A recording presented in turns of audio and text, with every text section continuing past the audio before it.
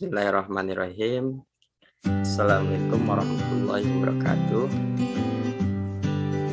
Baik, langsung saja di sini kami dari kelompok 7 akan mempresentasikan hasil kerja kelompok kami di perkuliahan Fisika Sekolah 2, yaitu mengenai tentang gelombang mekanik. Sebelum kita memulai presentasi, di sini kami akan memperkenalkan anggota kami terlebih dahulu. Kami terdiri dari 3 orang, yaitu diantaranya saya sendiri selaku moderator, kemudian pemateri pertama yaitu Rifa Agisna, dan pemateri kedua yaitu Fuji Fitri Lestari.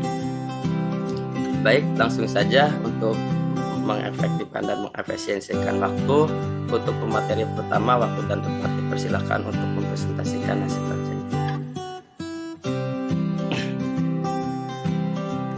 Baik, terima kasih kepada Pak Isal selaku moderator yang telah memberikan kesempatan kepada saya untuk mempresentasikan hasil kerja kelompok kami. Nah, kami menyajikan materi mengenai gelombang materi mekanik, diantaranya peta konsep, tujuan pembelajaran, materi, demonstrasi materi, aplikasi konsep, contoh soal, saran, dan daftar pustaka. Next.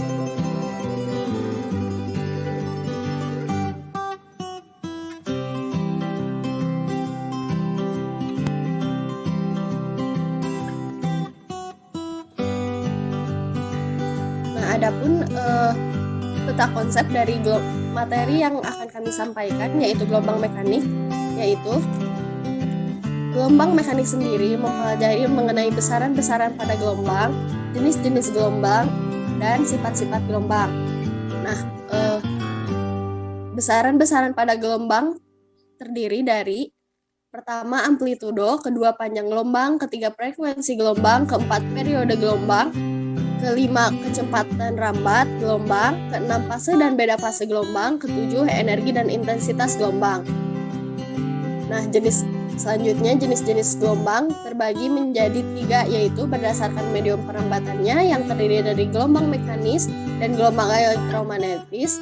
Lalu berdasarkan arah getarannya terdiri dari gelombang transversal dan gelombang longitudinal. Selanjutnya berdasarkan amplitudo terdiri dari gelombang berjalan dan gelombang stasioner atau gelombang berdiri. Nah, selanjutnya mempelajari mengenai sifat-sifat gelombang yang terdiri dari pemantulan refleksi, pembiasan refraksi, kelenturan atau difraksi, perpaduan interferensi, dispersi, dan yang terakhir polarisasi.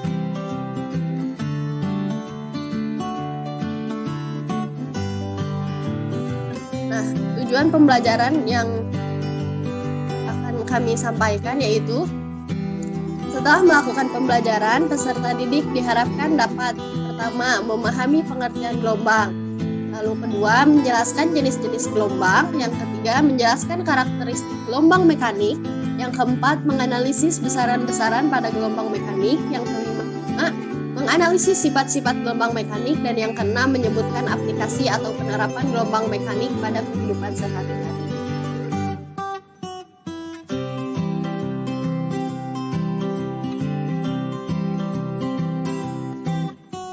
Nah, konsep yang akan dipelajari pada pembelajaran gelombang mekanik yang dapat kami sampaikan yaitu mengenai jenis-jenis gelombang mekanik, lalu besaran-besaran pada gelombang mekanik, lalu sifat-sifat gelombang mekanik, dan aplikasi konsep gelombang mekanik.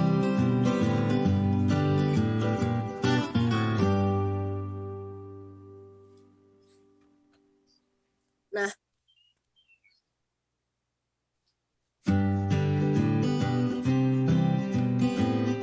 apa itu gelombang mekanik?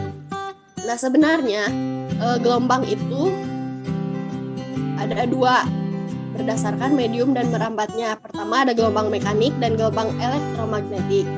Gelombang mekanik adalah sebuah gelombang yang dalam perambatannya memerlukan media atau perantara yang menyalurkan energi untuk keperluan proses penjalanan sebuah gelombang. Nah, suara salah satunya adalah contoh gelombang mekanik yang merambat melalui suatu perubahan tekanan udara dalam ruang. Nah, rapat renggangnya molekul-molekul udara. Tanpa udara, suara tidak dapat dirambatkan.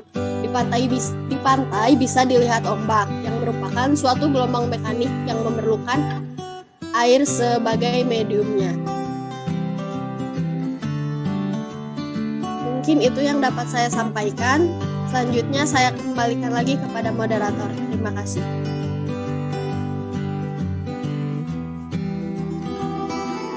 Baik, terima kasih kepada Saudari Rifa yang telah mempresentasikan tentang gelombang mekanik. Langsung saja ke pemateri selanjutnya, yaitu Saudari Fuji Lestari. Waktu dipersilakan. Baik, terima kasih kepada Saudara Faisal yang telah mempersilahkan saya untuk menjelaskan materi selanjutnya, yaitu mengenai jenis-jenis gelombang mekanik.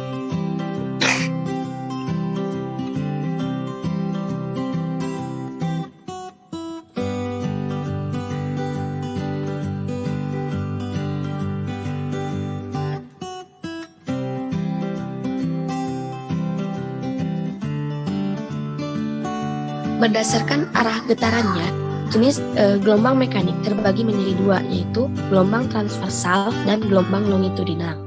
Di mana gelombang transversal ini merupakan gelombang yang arah getarannya tegak lurus dengan arah perambatannya. Contohnya gelombang tali yang diusik. Dan yang kedua, gelombang longitudinal. Gelombang ini merupakan gelombang yang arah getarannya searah dengan arah perambatannya. Contoh dari gelombang longitudinal yaitu gelombang pegas atau selinki.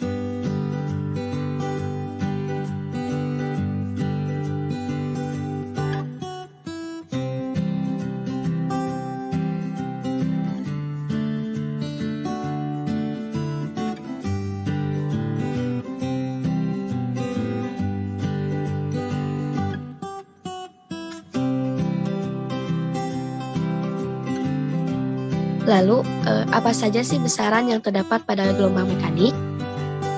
Nah, besaran yang ada pada gelombang mekanik yang pertama yaitu amplitudo.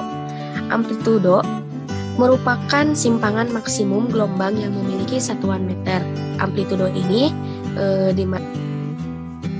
atau disingkat dengan A.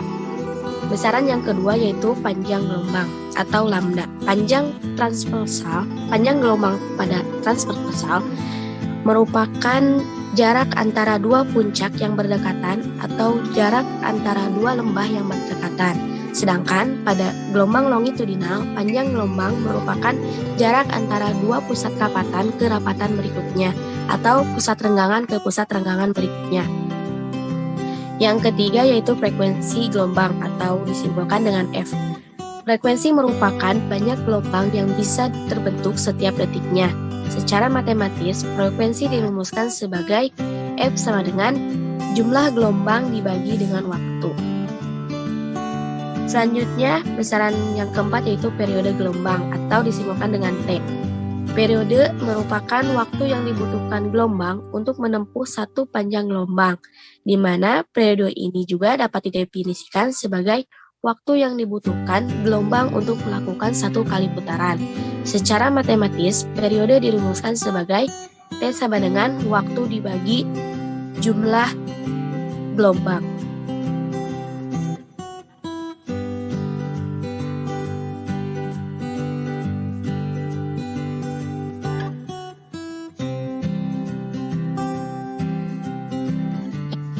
Selanjutnya yaitu kecepatan rambat gelombang, di mana kecepatan rambat gelombang it pada suatu medium dihitung dengan Pi sama dengan lambda dikali F atau sama dengan lambda dibagi T. Kemudian fase dan beda fase gelombang. Fase gelombang merupakan keadaan gelombang yang berkaitan dengan simpangan dan arah rambatnya. Secara matematis, fase gelombang dinyatakan sebagai Si sama dengan Theta per 2pi. Kemudian, beda fase merupakan jarak antara dua titik. Persamaan beda fase yaitu delta C sama dengan delta C sama dengan Si2 dikurangi Si1. Sehingga beda sudut fase yaitu delta theta sama dengan 2V dikali delta C. Selanjutnya, energi dan intensitas gelombang. Gelombang memindahkan energi dari suatu tempat ke tempat lain. Energi getaran merambat dari satu partikel ke partikel lain sepanjang medium, walaupun partikel sendiri tidak berpindah. Selanjutnya, besaran energi gelombang yaitu EK sama dengan setengah KA kuadrat cos kuadrat theta, atau energi potensialnya yaitu setengah KA kuadrat sin A kuadrat. Untuk rumus energi mekaniknya yaitu setengah KA kuadrat sama dengan setengah M omega kuadrat A kuadrat, di mana A ini merupakan amplitudo gelombang dan omega yaitu kecepatan sudut.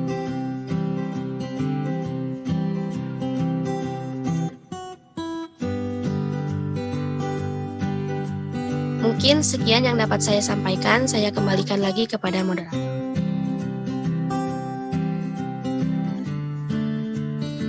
Baik, terima kasih kepada Saudari Fuji yang telah memaparkan materi kedua, yaitu tentang jenis-jenis gelombang dan sebagainya. Oke, selanjutnya yaitu kita akan membahas mengenai tentang sifat-sifat gelombang mekanik.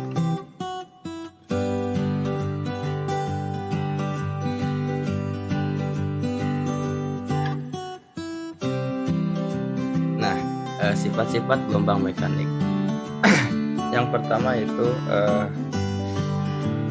pemantulan gelombang atau disebut juga dengan refleksi. Nah, gelombang yang datang dan mengenai suatu penghalang akan dipantulkan. Gelombang lurus yang datang pada permukaan bidang datar akan berlaku hukum pemantulan gelombang yang berbunyi.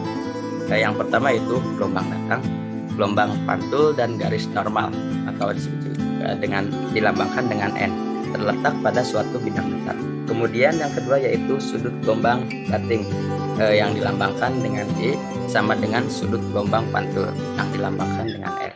Nah, kemudian yang kedua yaitu pembiasan gelombang atau disebut juga dengan refraksi. Nah, pembiasan adalah peristiwa pembelokan gelombang seperti pada peristiwa pemantulan. Gelombang yang datang menuju medium yang berbeda akan dibiaskan. Dan berlaku hukum pembiasan gelombang yang berbunyi yang pertama yaitu gelombang datang, gelombang bias dan garis normal yang dilambangkan dengan N, terletak pada suatu bidang datar. Kemudian yang kedua yaitu gelombang datang dari tempat yang dalam atau medium renggang ke tempat yang dangkal atau medium rapat. Nah, maka gelombang akan dibiaskan mendekati garis normal atau sudut bias R kurang dari sudut datang I. Nah, kemudian yang ketiga yaitu gelombang datang dari tempat yang dangkal atau medium rapat ke tempat yang dalam medium renggang. Nah, maka gelombang akan dibiaskan menjauhi garis normal sudut bias R lebih besar dari sudut datang.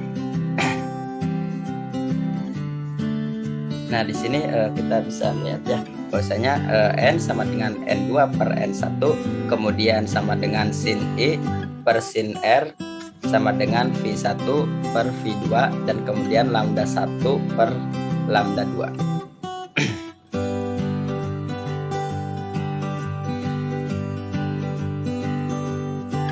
Nah, kemudian yang ketiga yaitu difraksi gelombang.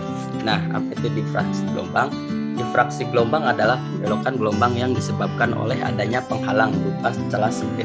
Celah bertindak sebagai sumber-sumber gelombang berupa titik dan gelombang yang melalui celah dipancarkan berbentuk lingkaran dengan celah tersebut sebagai pusatnya.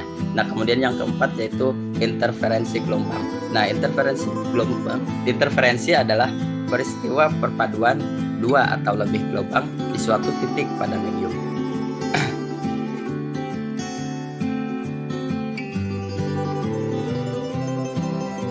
Interferensi dapat terjadi jika dua buah gelombang yang berinterferensi adalah koheren, artinya memiliki frekuensi dan beda fase yang sama. Dengan menggunakan prinsip superposisi gelombang, maka interferensi dapat dijelaskan. Satu, yaitu interferensi konstruktif, yaitu interferensi yang saling menguatkan terjadi jika gelombang yang berinterferensi memiliki fase yang sama. Yang kedua yaitu interferensi destruktif, yaitu interferensi yang saling meniadakan terjadi jika gelombang yang berinterferensi memiliki fase yang berlawanan. Interferensi yang terjadi terus-menerus antara gelombang datang, gelombang pantul menghasilkan gelombang berdiri atau yang disebut juga gelombang stasioner.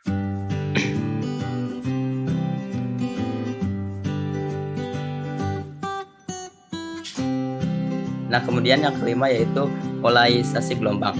Polarisasi gelombang adalah penyerapan sebagian arah getar gelombang karena melalui sebuah celah. Polarisasi gelombang hanya terjadi pada gelombang transversal saja. Itu artinya polarisasi tidak dapat terjadi pada gelombang longitudinal. Misalnya pada gelombang bunyi. Polarisasi dapat terjadi karena pemantulan, pembiasan, bias kembar, absorpsi selektif, dan peristiwa bidang getar. Cahaya yang tidak terpolarisasi. Nah, ini contoh dari cahaya yang terpolarisasi ya. Kemudian yang keenam yaitu dispersi gelombang. Dispersi gelombang adalah perubahan bentuk gelombang ketika gelombang merambat pada suatu medium. Medium nyata yang gelombangnya merambat dapat disebut sebagai medium non-dispersi. Dalam medium non-dispersi, gelombang mempertahankan bentuknya. Contoh medium non-dispersi adalah udara sebagai medium perambatan dari gelombang bunyi. Nah, kemudian kita memasuki contoh soal gelombang mekanik. Nah, ini dia contoh soal. Berikut adalah gambar gelombang transversal. Nah, kemudian tentukanlah yang pertama frekuensi getaran, kemudian panjang gelombang, dan yang ketiga itu cepat rambat gelombang. Nah, di sini kita akan mengerjakan soal dari contoh gelombang transversal. Nah, ini kita bisa lihat ya di samping kanan dari slide ini contoh dari gelombang transversal. Nah, kita dari gambar didapatkan bahwa yang pertama itu menentukan frekuensi getaran. Nah, di sini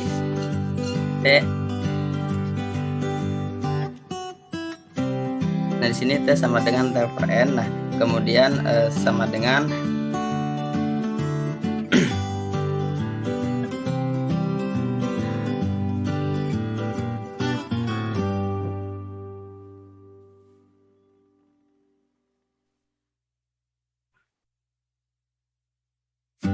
Nah, di sini T ini periode, nah kemudian sama dengan T waktu dibagi N.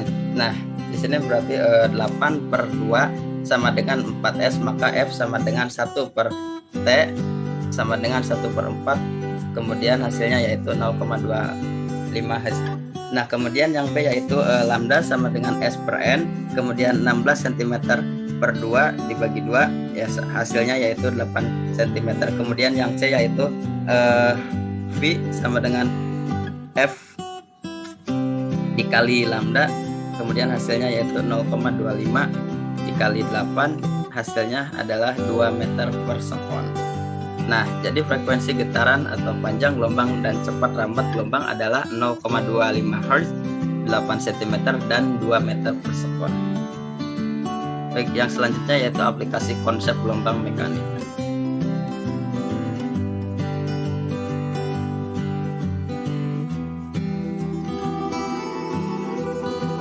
Nah, untuk aplikasi konsep gelombang mekanik yaitu yang pertama ada gelombang radio, kemudian yang kedua yaitu gelombang mikro, yang ketiga yaitu sinar inframerah, kemudian ada cahaya tampak juga, kemudian yang ada juga sinar ultraviolet,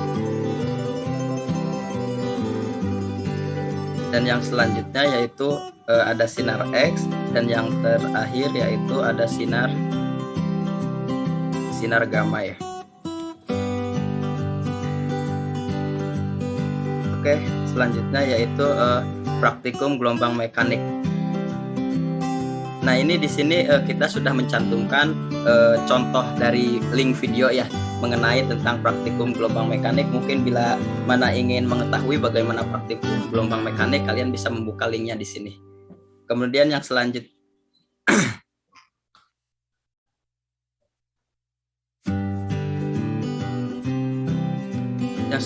yaitu saran.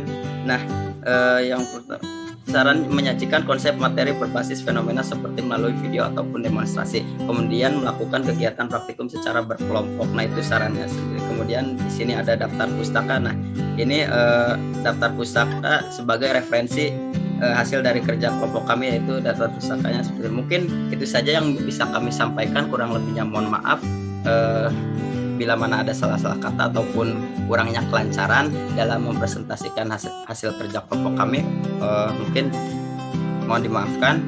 Jazakumullah, wassalamualaikum warahmatullahi wabarakatuh. Terima kasih.